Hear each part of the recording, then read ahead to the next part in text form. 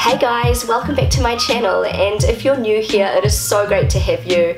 I'm Antoinette, a New Zealander living in the beautiful wine region of Lower Franconia, Germany. So in this video today, I am going to be talking about some weird German medical advice that just makes total sense.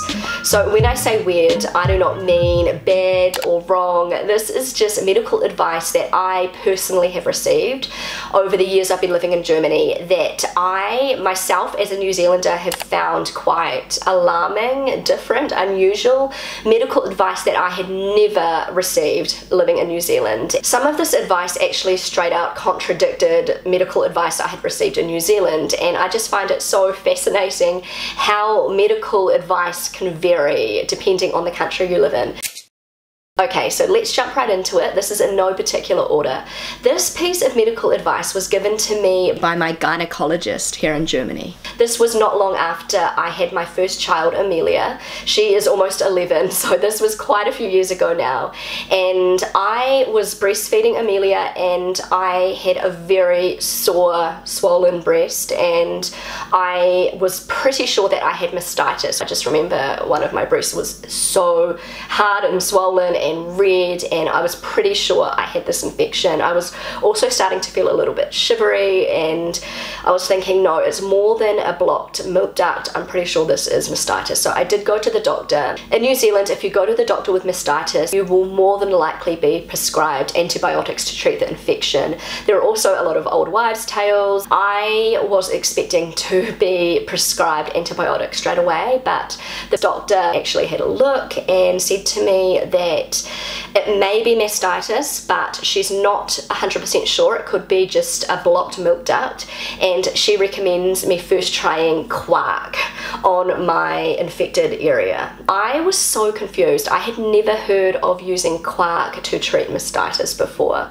If you don't know what quark is, it is a German dairy product. It is very hard to describe. Even Germans have trouble describing what it is. It is a very thick, dense, creamy dairy product. So the best way to describe it would be a mix between Greek yogurt and cottage cheese, but it's not curdly like cottage cheese. It's very smooth. It's also meant to be really healthy, really good for your gut health. It's meant to have a lot of really, really good antibodies, but I'd never heard of applying quark topically to prevent or to treat mysitis. She explained that a blocked milk duct can cause very similar symptoms. It can make you feel a little bit shivery, but it doesn't necessarily mean you have an infection.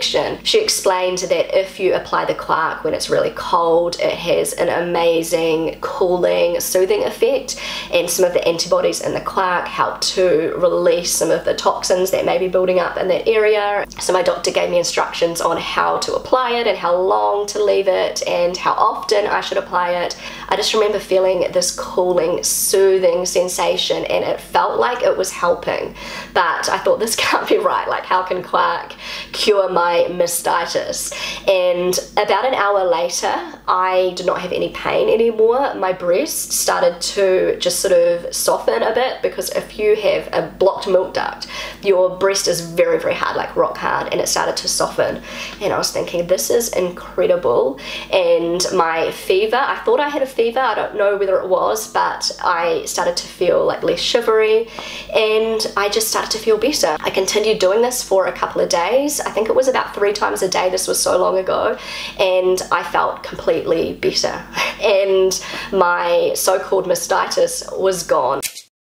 Okay, so the next piece of medical advice I also received not long after my daughter Amelia was born. I remember going for, I think it was her first full checkup after she was born, and we were talking about raising Amelia bilingually with the English and the German language, and she was asking me how we were going to do that, and at that point I wasn't quite sure how exactly we were going to go about doing that. So my husband is a native German speaker, and we from the start always wanted to raise our children bilingually. So at this stage I hadn't been living in Germany for very long, so my German wasn't very fluent, and it just came naturally for me to speak English with Amelia all the time, and it came naturally for my husband to speak German with Amelia all the time.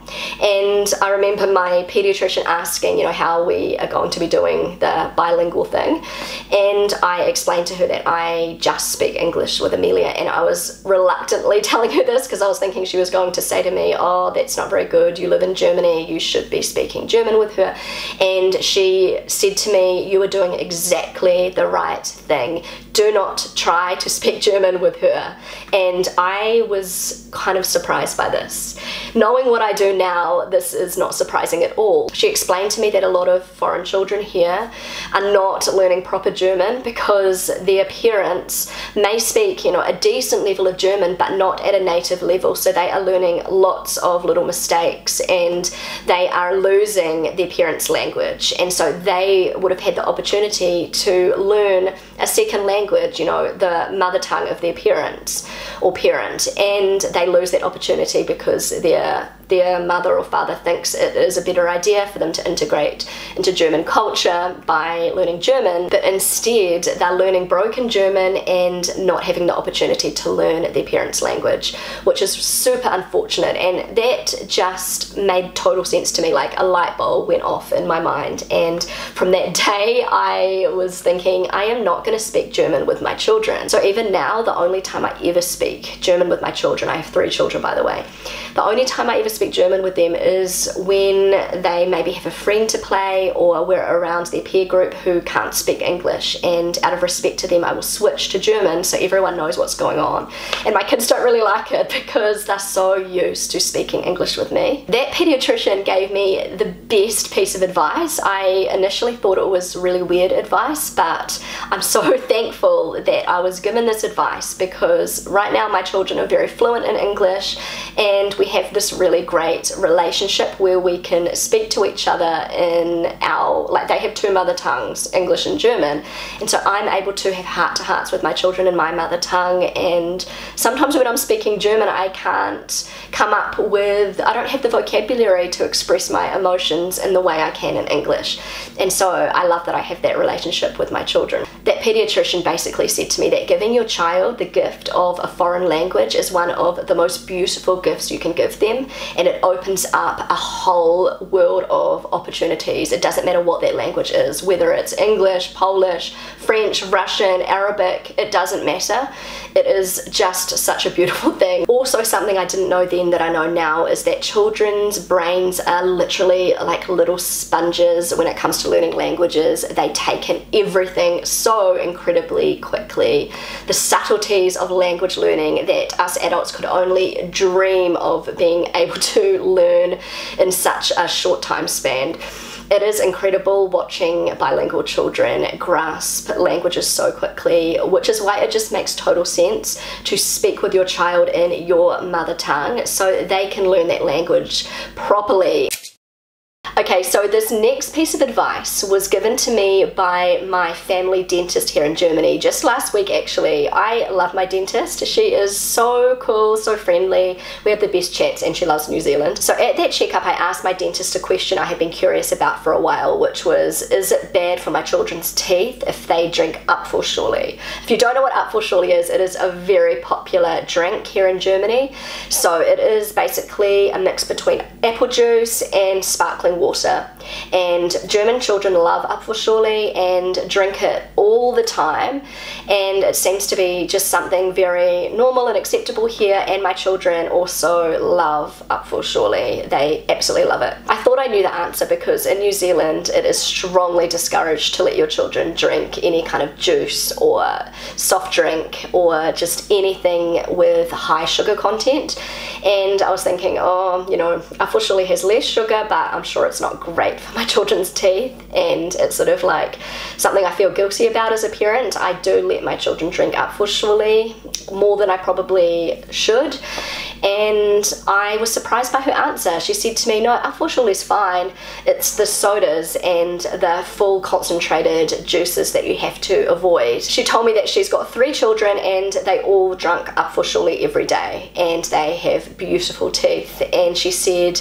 the main thing you need to worry about is your child's dental hygiene, making sure they brush their teeth really well morning and evening, like twice a day. This was a relief for me to hear because my children love Upful surely, and I do encourage them to drink water for the most part, but I'm not going to freak out if they want Upful surely, because I heard from a dentist that it's fine. She also said she doesn't agree with parents completely eliminating all junk food from their children's diet, and she said to me that with her children she always let them have candy and sometimes even soda, but in moderation, like once in a while. She said if you don't allow your children to have sweets and candy and soft drinks once in a while when they are young, then they are going to go crazy when they're older, and they are going to like binge on this type of food and these types of drinks.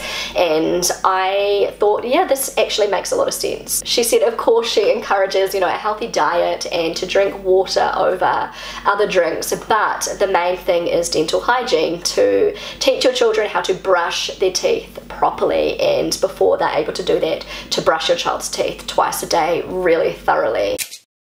Okay guys, so last but not least, this piece of medical advice, I think I've talked about this before actually quite a long time ago, but it's very appropriate for this video. I'm going to talk about it again. I received this medical advice many years ago. Not long after arriving in Germany actually, I came down with bronchitis. I was really unwell and I had a fever, and I thought I was probably going to have to be on antibiotics. And so I went to a GP. I remember this doctor, you know, looking in my ears and down my throat and checking my temperature, the usual procedure, and I was expecting to be prescribed antibiotics. Instead, I was prescribed herbal tea. Herbal tea. I thought this doctor was a quack. I had never in my life heard of a doctor prescribing herbal tea. Actually, this was not an official prescription. He just recommended that I go next door to the chemist and pick up some herbal tea, and he wrote down, you know, the specific brand and, you know, the type of herbal tea that I should be taking. And I was thinking, are you serious? Herbal tea, I had never in my life heard of a doctor in New Zealand telling me just to have tea. I didn't even know that tea was something you should take when you're sick. So I did what the doctor said and I got that herbal tea. I don't know whether it did anything to dramatically help me, but I have to say I didn't end up needing antibiotics. I fought whatever I had on my own. My immune system was able to handle it without antibiotics, and I don't know whether it was the herbal tea that helped it, who knows. Apparently this is really common in Germany. If you go to the doctor really unwell, you're feeling terrible and you think you need antibiotics, it is more likely that you will be given the recommendation to go buy some herbal tea than actually be prescribed antibiotics. Honestly, this is still something that confuses me a little bit. I do think it's great that German doctors are reluctant to prescribe antibiotics, but I don't know how much of a miracle worker herbal tea is. I'm not sure.